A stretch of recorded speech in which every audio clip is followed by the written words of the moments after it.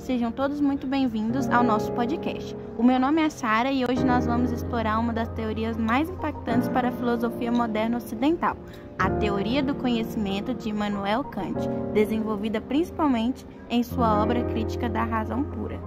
Então prepare-se, hoje nós vamos conhecer o conhecimento. Oi gente, meu nome é Giovana e antes de mergulhar nessa teoria, que é conhecida como idealismo transcendental, é importante conhecer o autor por trás dela. Immanuel Kant foi um filósofo nascido em Königsberg, na Prússia, onde passou toda a sua vida. Ele ficou conhecido principalmente por desenvolver um sistema filosófico altamente sistemático e abrangente. Mas o que motivou suas reflexões? Sobretudo, Kant viveu em uma época de grandes tensões entre duas correntes filosóficas, o racionalismo e o empirismo. E embora questões sobre o conhecimento já fossem abordadas por Platão e Aristóteles lá no século IV a.C., esse debate tornou-se mais evidente e central na filosofia moderna a partir do século XVII. Oi pessoal, o meu nome é Gabriele e como mencionado antes de Kant, o debate filosófico sobre a origem do conhecimento estava polarizado. Os racionalistas como Descartes defendiam que o conhecimento verdadeiro derivava da razão, independentemente da experiência sensível. Já os empiristas, como Hume, afirmavam que todo conhecimento provém exclusivamente da experiência. Então, diante dessa polarização de ideias, Kant propôs uma nova abordagem e buscou responder a uma pergunta fundamental: como é possível o conhecimento, especialmente no que diz a respeito ao conhecimento científico e metafísico? Oi, aqui é a Giovana de novo. E é muito importante mencionar que Kant foi profundamente influenciado por David Hume. O filósofo declarou que Hume havia o despertado do sono dogmático. Ou seja, em outras palavras, David mostrou a Kant que o mesmo não estaria refletindo profundamente sobre os limites da razão humana. Dessa forma, Kant reconheceu a força dos argumentos de Hume, mas percebeu que se ele estivesse completamente certo, a ciência, especialmente a física newtoniana e qualquer forma de metafísica, seriam impossíveis como conhecimentos válidos. Então, para evitar o ceticismo radical de Hume, Kant deu início à famosa Revolução Copernicana na filosofia. Oi galera, o meu nome é Mariana, e essa revolução ganhou esse nome por conta de uma proposta radical do filósofo. Assim como Copérnico sugeriu que a Terra gira em torno do Sol, Kant afirmou que os objetos do conhecimento se conformam ao sujeito, e não o contrário.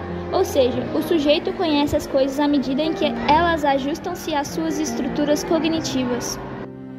Sobretudo, a Revolução Copernicana foi marcada por uma transição de uma epistemologia realista para uma transcendental, que são estudos referentes às condições que tornam o conhecimento possível. Salve, salve rapaziada, eu sou Samuel Ferreira e eu vou falar sobre as 3 principais faculdades da mente analisadas por Kant: a sensibilidade, o entendimento e a razão. Começando pela sensibilidade, que também é chamada de estética transcendental. Esse conceito se refere à capacidade de receber dados sensoriais, que são as materializações de nossas intuições. Esses dados são moldados pelo espaço e pelo tempo, que são 2 formas a priori, ou seja, são condições prévias que não podem ser aprendidas, pois são elas que tornam qualquer experiência possível. Já o entendimento, tratado na analítica transcendental, é a faculdade responsável por pensar, formular conceitos e organizar os dados fornecidos pela sensibilidade. E como isso é possível? Por meio de categorias a priori, como unidade, causalidade e possibilidade. Para Kant, o conhecimento só ocorre quando há a síntese entre intuições vindas da sensibilidade e conceitos formados pelo entendimento. Por isso, ele afirma que, abre aspas, pensamentos sem conteúdo são vazios, intuições sem conceitos são cegas, fecha aspas. E por fim, vem a razão, abordada na dialética transcendental. Sua função é definir conceitos incondicionados, como a existência de Deus e da alma. Mas há um dilema. Essas ideias não podem ser objetos de conhecimento, já que não podem ser verificadas na experiência. Dessa forma, é possível afirmar que a razão entra em contradições chamadas antinomias, quando tenta tratá-las como realidades empíricas. Com isso, o filósofo concluiu que, ao tentar conhecer o absoluto como ciência, a metafísica tradicional fracassa em seu objetivo. Oi galera, Sara na área de novo. E além disso, Kant também diferencia algumas formas possíveis de se expressar o conhecimento. O juízo analítico, por exemplo, é aquele que o predicado já está contido implicitamente no conceito do sujeito. Como, por exemplo, abre aspas, todo casado não é solteiro, fecha aspas. Já o juízo sintético é aquele em que o predicado acrescenta uma informação nova ao sujeito.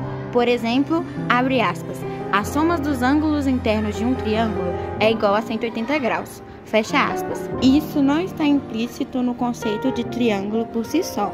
Precisamos usar a intuição espacial da geometria para conhecer essa verdade.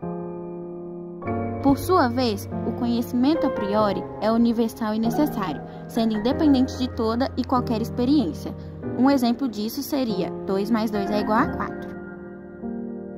Agora, o conhecimento a posteriori depende da experiência sensível, sendo particular e contingente.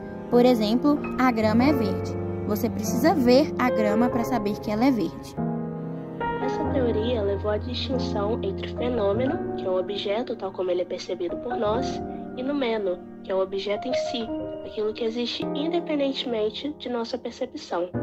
Assim, Kant afirma que só podemos conhecer os fenômenos, e não a realidade por si mesma, uma vez que o conhecimento está sempre limitado às condições da experiência possível.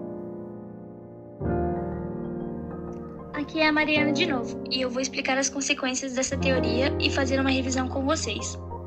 Em primeiro lugar, Kant estabelece limites claros à razão. Há coisas que não podemos conhecer racionalmente, como Deus ou a imortalidade.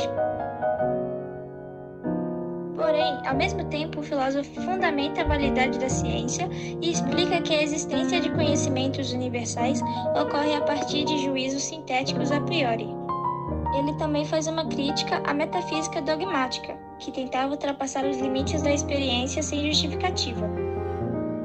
Outra contribuição muito importante desse filósofo foi colocar o sujeito no centro do processo de conhecimento, uma mudança que influenciaria profundamente a filosofia moderna e o idealismo alemão.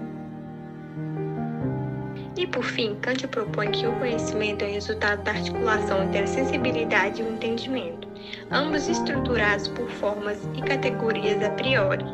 Por isso, não podemos conhecer o mundo como realmente é. E por hoje é só, ficamos por aqui. Esperamos que tenham gostado e aprendido um pouco mais sobre a teoria do conhecimento kantiana.